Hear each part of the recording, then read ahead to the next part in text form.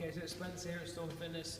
Welcome to 2014. Sorry I haven't been with you for the start of it. I've been sunning myself, as you may be able to see from my tan.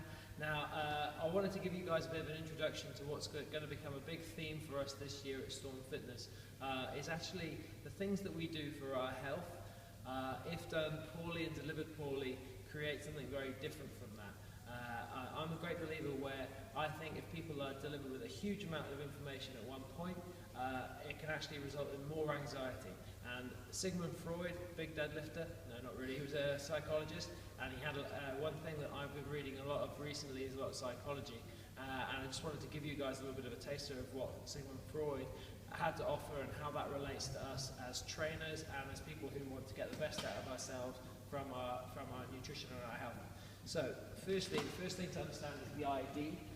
The idea, according to Sigmund Freud, was our basic human wishes. So this is mainly sort of like sexual thoughts or aggressive thoughts, but it's kind of our raw kind of drives, if you like. Okay, now secondly, our ego. Now this is what we develop our relationships out of. It often changes the thoughts from the idea and turns them into what's socially acceptable for us in any scenario. Now the superego is a big driver. It's also our moral conscience. It tells us if somebody has a really dominant superego, it'll either present in a couple of ways.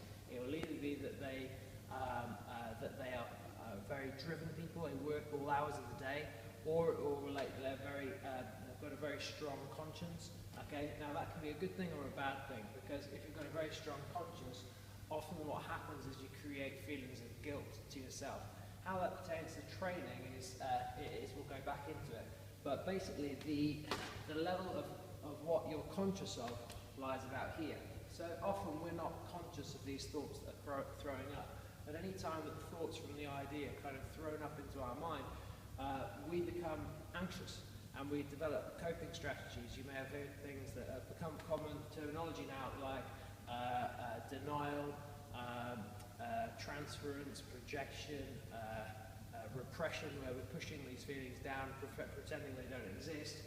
And the superego will make us feel guilty for having them. So an example of that might be, I wanted to go for a run this morning. Instead, I decided to lie in bed. So actually I feel angry at myself, and then I feel guilty for feeling angry at myself. All of these things you might actually be able to recognize in yourself and see how these things pop up in you. But just to give you guys a bit of an intro, this is going to be something that we're going to be talking about a lot over the coming year, and there you go.